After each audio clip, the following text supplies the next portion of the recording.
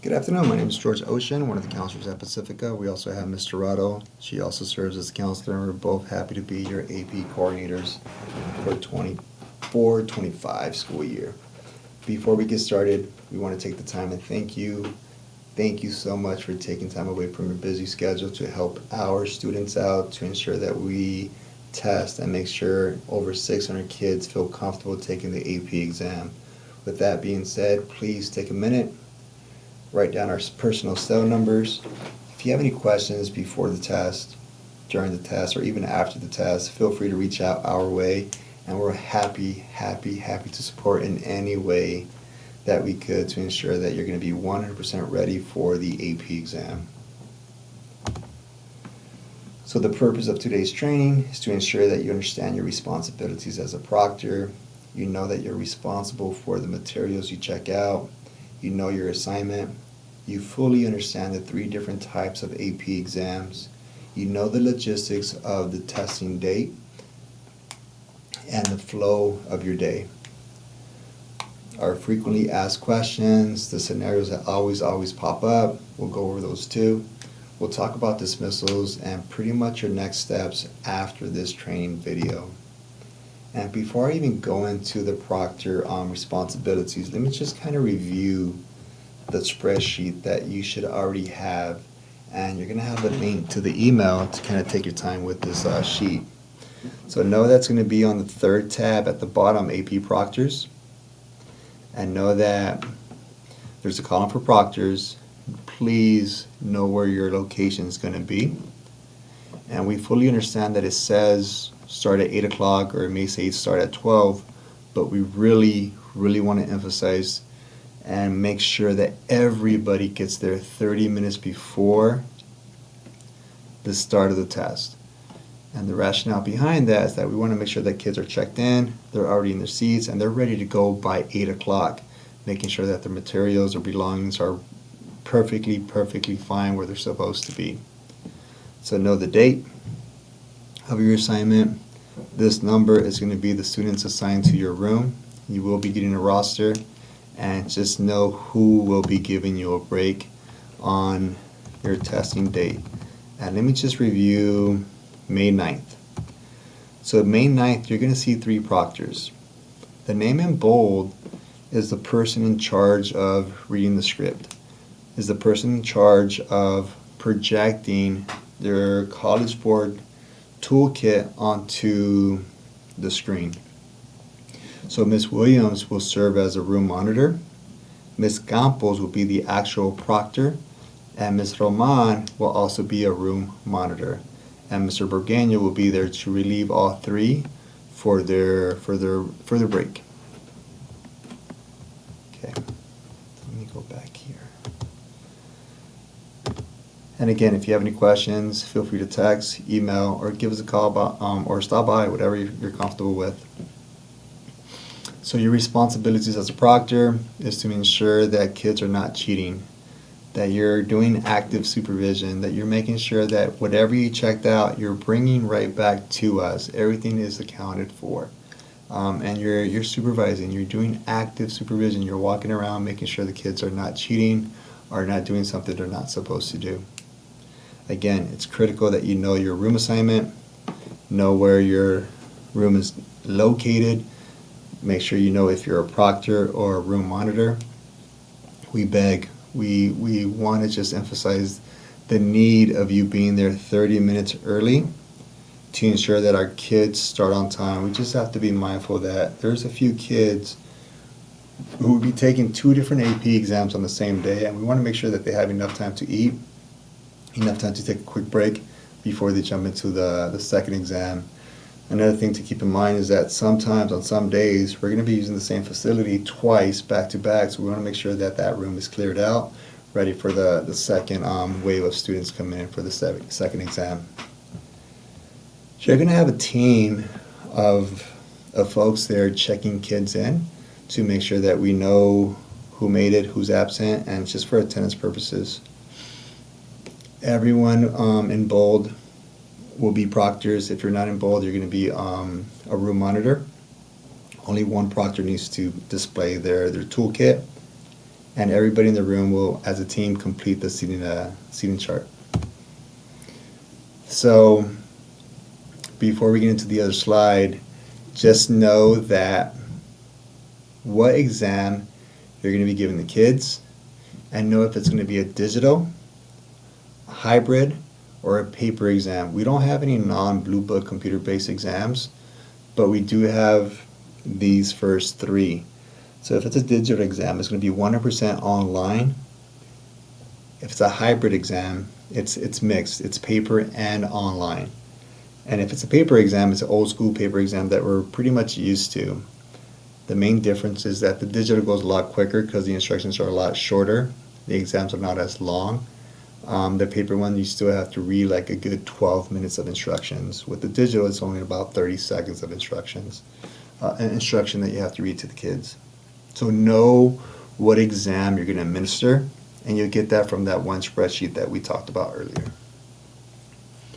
So with that being said, if you're doing a digital exam or a hybrid, you're going to have access to the test aid toolkit. If you're doing a paper exam, if you're doing like a world language exam, if you're doing the world music exam, the AP world music, it's going to be a paper version. So you'll have a testing manual. You won't have access to a test aid toolkit because they won't be online, but the paper ones will have an actual manual. With the digital and hybrid, you will get room codes, start codes. Everybody on that sheet will be getting a seating chart in addition to a roster. If you're doing a digital exam, a hybrid exam, your students are going to have access to Blue Book. That's where they take the exam. And you just have to know that how to access that Blue Book. They wouldn't have to log into their Chromebook, but they do log into the app once they open the Chromebook that's located on the bottom left of their screen. So once they log into Blue Book, they will go into their College Board account and sign in. And I will be emailing the students, the AP students, in addition to the AP teachers to ensure that they're practicing on signing in. And yeah, most of the kids are already on my AP account doing the release questions, but they're used to using their own device. When it comes to hybrid or digital, we're giving them a fully charged Chromebook. And we do have some brand new ones that are going to last the entire day. They're designed to last up to 12 hours. And we didn't have any issues last year, but in case, we're going to have a few power strips in each room to ensure that kids don't have the issue of a dead battery. Everybody will be having extra pens, pencils, and scratch paper. Everybody gets tissue. If you're doing a hybrid exam or a paper exam, you'll be having some AP labels. Everybody gets do not disturb signs.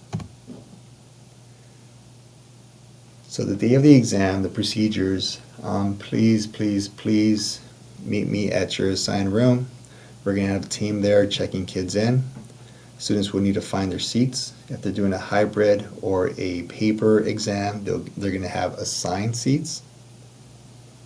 If they have their backpacks or any non-testing belongings, we're going to be putting those on the side of the gym, in front of the stage of the auditorium, or in front of the dry board and the media center. Those are the three big rooms that we're going to be using. Just know that I will be delivering all of your stuff to the room. Once you're done with the exam, you're bringing all that stuff back, all your materials back. You're accountable, responsible for everything that you check out.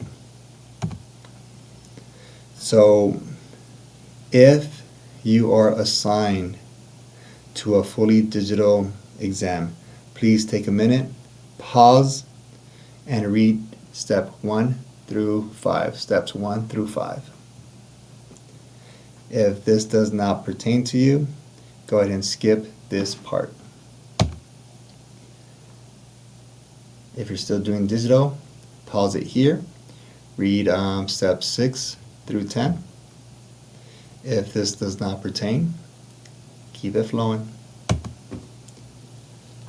These will be the last 3 steps to a fully digital exam. Feel free to pause. If it doesn't pertain, just let it play. So if you're assigned to a hybrid, please pause and read steps 1 through 5. Continue and pause again for steps 6 through 10. Pause one more time for your last 5 steps. My bad. Here's 4 more. Feel free to pause to read each step. If you're assigned to a paper exam, here's the flow of your day. Feel free to pause and take your time reading steps 1 through 5. If you're still doing paper, continue with steps 6 through 10. I'm just trying to save time. Otherwise, we'll be on this training for a good 20 minutes. So if you're doing paper, pause again and just read the last 3 steps. Alright, cool. That gives you like the logistics, the layout of a digital exam, of a hybrid exam, and a paper exam. I didn't want to take the time to read them each one only because it's going to take forever in a day. So what to do if a student comes in late. If you're still reading instructions, if the students haven't started their test, they could still be admitted and be perfectly fine and fill in the rest during break or after the test. But once they start the test, the student would not be able to continue if they're late. Please redirect them my way. If a student needs to leave for an emergency, contact Ms. Dorado or myself to determine if they're going to be eligible for a makeup test. If a student finishes early, and this happens all the time, the student needs to stay with their peers and they cannot leave. They all have to get dismissed at the same time. Once you have all of your answer sheets, once everything's submitted, then you dismiss. If there's like a fire alarm, if there's some tech issues, if there's any issues that arise during the AP exam that impacts a student's ability to complete the test, an incident report should be filled out, must be filled out and given to me or Ms. Dorado. So this is like one of the most critical slides that we have. You are responsible for every single exam that you check out. So if you take out 33 exams, we're going to need 33 back. Just keep that in mind. It's one of those high inventory exams, super important. So make sure that you bring those all back our way, and we kindly ask that they're in alphabetical order to ensure that the next exam goes as smooth and as quick as possible. When we dismiss, we want to make sure that everyone's dismissed at the same time. And again, we cannot have any early dismissals or discussions of any exam questions or scores. So our next steps. Please search any emails from the College Board and knock out your test day toolkit. If you have any questions, please send me a text, shoot me an email, give me a call, or swing by. These exams they're stressful for the students, but don't overthink it. If it's digital, if it's hybrid, it's a lot easier than the paper ones. It goes a lot quicker, it's a lot smoother. The paper ones just take a little bit longer to read because of the script. But if you administer the test, you're going to be perfectly fine. And again, if you have any questions, please feel free to reach out my way. Thank you so much. Thank you for taking the time. And again, you have our contact info. And if you have any questions, you know where we work. Thank you.